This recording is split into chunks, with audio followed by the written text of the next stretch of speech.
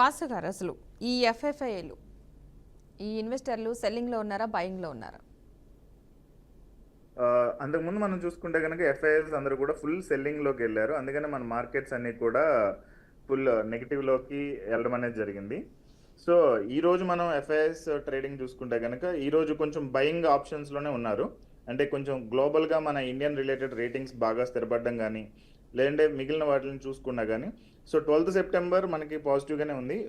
Purchase కానీ sales కానీ. అంటే ఎలా చూసుకోవచ్చు అంటే అంతకుముందు బాగా సేల్స్ ఎక్కువ జరిగిపోయినాయి, అందరూ ఎగ్జిట్ అయిపోయారు ఇండియన్ మార్కెట్ నుంచి. ఇప్పుడు ఏంటంటే ఎయిదర్ ఉన్న వాళ్ళు అలా కంటిన్యూ అవుతూ ఉన్నారు, లేదంటే బయింగ్ అండ్ సెల్లింగ్ అనేది చాలా తక్కువ జరుగుతూ ఉంది. సో ఇప్పుడు నిన్న మార్కెట్ మనం చూసుకుంటే కొంత సేల్స్ అనేవి జరిగినాయి. ఈ రోజు అయితే కనుక ఆల్మోస్ట్ స్టేబుల్గా ఉందని అనుకోవచ్చు ఎఫ్ఐఎస్ అయితే కనుక. అండ్ డిఐఎస్ రిలేటెడ్ మన ఇండియన్ డొమెస్టిక్ ఇన్వెస్టర్స్ బాగా ఇన్వెస్ట్మెంట్స్ అనేవి బాగానే చేస్తున్నారు కాబట్టి దానికి సెట్ ఆఫ్ అవుతూ ఉంది. అండ్ మార్కెట్స్ మీద వీటి రిలేటెడ్ ఇంపాక్ట్ అనేది కొంచెం తగ్గింది ఇది వరకటితో కంపేర్ చేస్తే. సో ఒక 4-5 ఇయర్స్ బ్యాక్కి వెళ్తే కనుక ఎఫ్ఐఎస్ బాగా అమ్మేస్తే మన మార్కెట్స్ ఫుల్ డౌన్లోకి వెళ్ళిపోయాయి. బట్ ఇప్పుడు అంత ఇంపాక్ట్ అయితే లేదండి.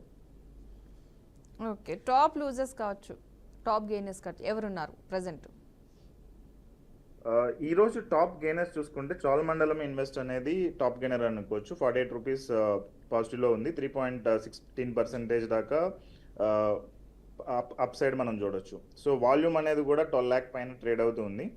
నెక్స్ట్ జేఎస్డబ్ల్యూ ఎనర్జీ అని అనుకోవచ్చు. ఇది లైక్ 10 రూపీస్ అప్లో రన్ అవుతుంది. 542 దగ్గర ట్రేడింగ్ అనేది ఇప్పుడు ప్రజెంట్ జరుగుతుంది. ఇది కూడా హెవీ వాల్యూమ్ జరుగుతుంది. సో 39,73 దాకా 39 lakh అంటే అప్రాక్సిమేట్ 40 lakhs దాకా ట్రేడింగ్ వాల్యూమ్ అనేది బాగా జరుగుతుంది. ఈవెన్ స్విగ్గీ కూడా ఫుల్ పాజిటివ్ స్వింగ్లో ఉంది. 434 దగ్గర ఇప్పుడు ప్రజెంట్ ట్రేడ్ అవుతుంది. 9.9 రూపీస్ పాజిటివ్గా అనుకోవచ్చు. అంటే 2.33% అనేది బాగా పెరిగింది. సో చోళమండల ఇన్వెస్ట్ అనేది 3% అనుకుంటే స్విగ్గీ అనేది 2.33% ఉంది. అండ్ సంవర్ధన మదర్స్ కానీ, కోటాక్ మహేంద్ర, బజాజ్ హౌసింగ్ ఫైనాన్స్, ఇలా ఈ స్టాక్స్ అన్ని కూడా ఫుల్ గెయినర్స్లోనే ఉన్నాయి ఇప్పుడు ప్రజెంట్ నిఫ్టీ 100లో మనం చూసుకుంటే. అండ్ లూజర్స్ చూసుకుంటే ఇండియన్ హోటల్ అనేది బాగా లూజ్ అయింది. 1.14% నెగిటివ్లో ట్రేడ్ అవుతుంది ఇప్పుడు present. And Varun beverages, Adani power, Godrej consumers, Titan co and Tata consumers product, ఇవన్నీ కూడా ఇప్పుడు ఈ రోజు అయితే ఫుల్ లూజర్స్ లాగా అనుకోవచ్చు. ఎందుకంటే ఇవన్నీ కూడా 1% ఆర్ 0.5% పైనే మార్కెట్ అనేది లూజ్ అవడం జరిగింది. సో ఎస్పెషల్లీ ఇండియన్ హోటల్ అయితే కనుక 9 రూపీస్ దాకా 9.45% దాకా 9 రూపీస్ 45 పైసే దాకా అది నెగిటివ్లో ట్రేడ్ అవుతుంది. వరుణ్ బ్యావరేజెస్ అయితే కనుక 4.9 రూపీస్ దాకా నెగిటివ్లో ట్రేడ్ అవుతుంది. అదానీ పవర్ కూడా అంతే 6.6 రూపీస్ నెగిటివ్లో ట్రేడ్ అవుతుంది. అండ్ టైటాన్ అయితే కనుక 21 రూపీస్ దగ్గర నెగిటివ్లో ట్రేడ్ అవుతుంది.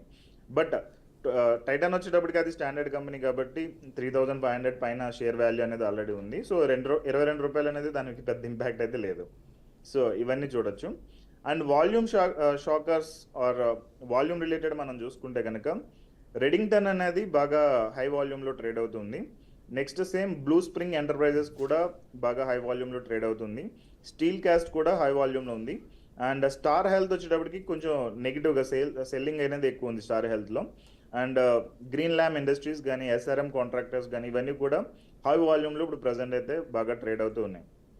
ఇన్వెస్టర్లు ఇప్పుడు ప్రెసెంట్ ట్రేడర్స్ కావచ్చు, తీసుకోవాల్సిన జాగ్రత్తలు ఏమైనా ఉన్నాయా? ఇన్వెస్టర్స్ అయితే కనుక ఇప్పుడు మార్కెట్ నెక్స్ట్ ఫ్యూ డేస్ కూడా ఫుల్ పాజిటివ్లోకి వెళ్ళే టట్టు చాలా వరకు రేటింగ్ ఏజెన్సీస్ అని కొన్ని నెక్స్ట్ 1 వీక్ కూడా పాజిటివ్లోకి మూమెంటం అనేది ఉంటుంది అనేది జనరల్గా వచ్చిన న్యూస్. సో దాన్ని బట్టి ఇన్వెస్టర్స్ ఇన్వెస్ట్ చేసేటప్పుడు కొంచెం జాగ్రత్తలు పాటించండి. ఏదైనా స్టాప్ లాస్ లాంటివి పెట్టుకొని అండ్ ఒక ప్రాపర్ టార్గెట్ తోటి మీరు ట్రేడింగ్ చేసుకున్నట్లయితే కనుక మీరు అనుకున్న ఫైనాన్షియల్ గోల్ అనేది మీరు జనరల్గా రీచ్ అవ్వడానికి స్కోప్ ఉంది. సో